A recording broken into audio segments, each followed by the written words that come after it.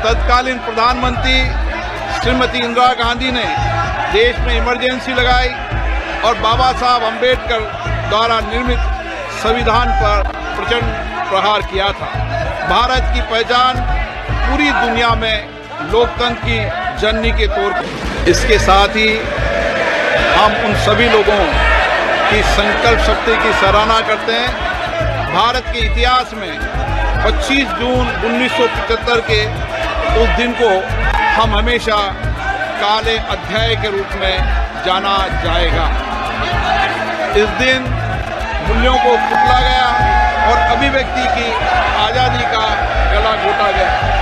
Emergency के दौरान भारत के नागरिकों के अधिकार नष्ट कर दिए गए, पूरे देश को जेल खाना बना दिया गया। तब की तानाशाही सरकार ने मीडिया पर अनेक पाबंदियां लगा दी गई थी।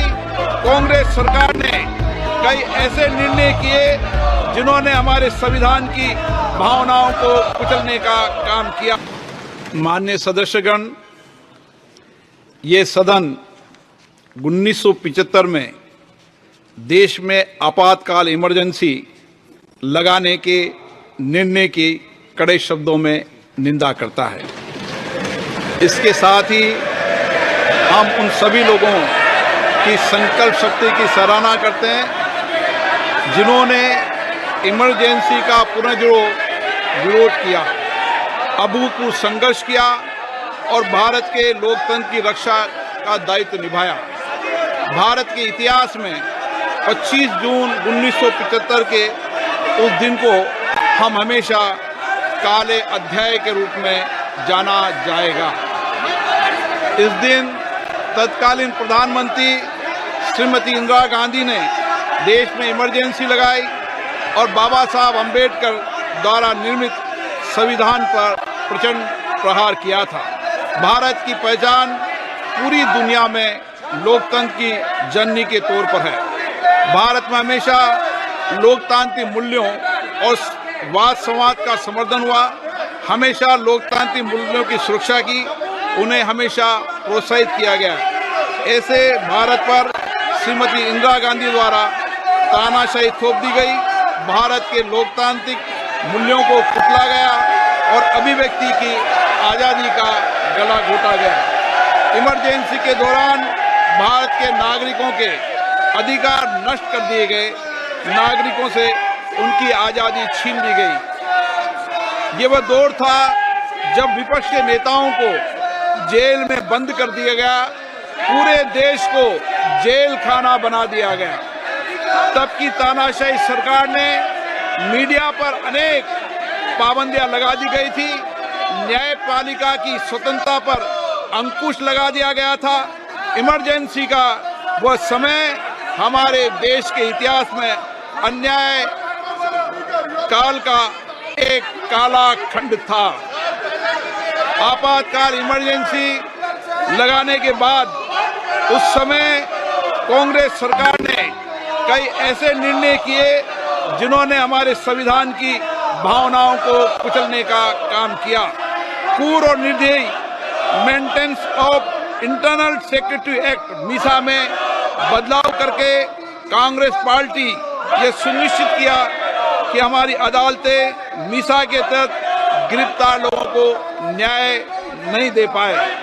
मीडिया को सच लिखने से रोकने के लिए parliament president production of publication refill act, press council refill act और prevention of publication of objectional matter act लाए गए। इस काले खंड में संविधान में 38वां, 89वां, 40वां, 41वां, 42वां संविधान संशोधन किया गया।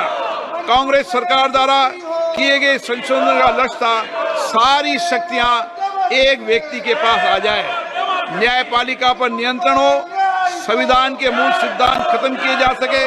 ऐसा करके नागरिकों के अधिकारों का दमन किया गया और लोकतंत्र के सिद्धांतों पर आघात किया। इतना ही नहीं, तत्कालीन प्रधानमंत्री श्री इंदिरा गांधी ने कमिटेड ब्यूरोक्रेसी और कमिटेड जुडिशरी की बात कही, जो उनकी लोकतंत्र विरोधी रवैये का एक उदाहरण है। इमरजेंसी अपने साथी ऐसे असामाजिक और तानाशाही की भावना से भयंकर चुनौतियों को लेकर आई, जिसने गरीबी, दलित और वंचितों को तबाह कर दिया। इमरजेंसी के दौरान लोगों को कांग्रेस सरकार द्वारा जबरन थोपी गई अनिवार्य नसबंदी का, शहरों में अतिक्रमण हटाने के नाम पर मनमानी का और सरकार की कुनीतियों का प्रहार झेलना पड़ा। ये सदन उन सभी लोगों के प्रति संवेदना जताना चाहता है। 1975 से 1970 कालाखंड अपने आप में एक ऐसा कालाखंड है जो हमें संविधान के सिद्धांतों, संघीय ढांचे और न्यायिक स्वतंत्रता के महत्व को याद दिलाता है। ये कालखंड हमें याद दिलाता है कैसे उस समय हम सभी पर हमला किया गया, क्योंकि जिनकी रक्षा आवश्यक है। ऐसे समय में जब आपातकालीन इमरजेंसी के 50वें वर्ष में हम प्रवेश कर रहे हैं, ये 18वीं लोकसभा बाबा साहब अंबेडकर द्वारा निर्मित संविधान को बनाए रखने, इसकी रक्षा करने और इसे सुरक्षित रखने की अपनी प्रतिबद्धता को दोहराती है। हम भारत में लोकतंत्र के सिद्धांत, देश में कानून का शासन और शक्तियों का विकेंद्रीकरण अक्षुण्ण रखने के लिए प्रतिबद्ध हैं। हम संवैधानिक संस्थाओं में भारत के लोगों की आस्था और उनके अभूतपूर्व संघर्ष, जिनके कारण इमरजेंसी का अंत हुआ और एक बार फिर संवैधानिक शासन की स्थापना हुई, उनकी सराहना करते हैं। 1975 में आज 26 जून के दिन ही देश इमरजेंसी की क्रूर सच्चाइयों का सामना करते हुए उठा था। 1975 में आज ही के दिन कैबिनेट ने इमरजेंसी का पोस्ट फैक्टो रेक्टिफिकेशन किया था। इस तानाशाही और असंवैधानिक निर्णय पर मोहर लगाई थी। इसलिए हमारी संसदीय प्रणाली अनगिनत बलिदानों के बाद मिली दूसरी आज़ादी के प्रति अपनी प्रतिबद्धता को दोहराने के लिए आज के प्रस्ताव किया जाना आवश्यक है। अब हम ये जानते हैं कि हमारी युवा पीढ़ी लोकतंत्र के इस काले अध्याय के बारे में जरूर जानना चाहिए। इमरजेंसी के दौरान गैर कानूनी गिरफ्तारियां, सरकारी प्रताड़ना के चलते अनगिनत लोगों को यातनाएं सहनी पड़ी थी। उनके परिवार उनको असमित कष्ट उठाना पड़ा था। इमरजेंसी ने भारत के कितने नागरिकों का जीवन तबाह कर दिया था, कितने लोगों की मृत्यु हो गई थी। इमरजेंसी के इस काले खंड में कांग्रेस की तानाशाह सरकार के हाथों अपनी जान गंवाने वाले भारत के ऐसे कर्तव्यनिष्ठ और देश में प्रेम करने वाले नागरिकों की स्मृति में हम सब 2 मिनट का मौन रखते हैं।